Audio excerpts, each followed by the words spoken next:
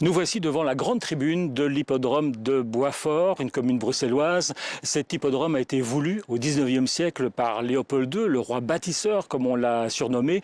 Et on a souvent dit que c'était les richesses du Congo qui lui avaient permis d'engager des travaux prestigieux à Bruxelles.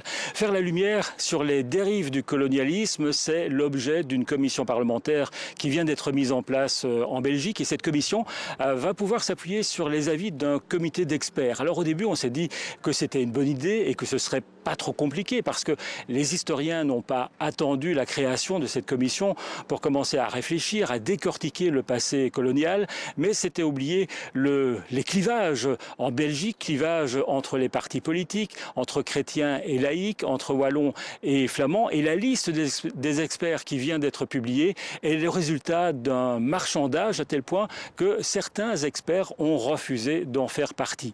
Cela ne veut pas dire qu'il n'y a pas dans ce comité des personnes de renom, des personnes qui font autorité, comme par exemple l'historien et professeur Elikia Mbokolo.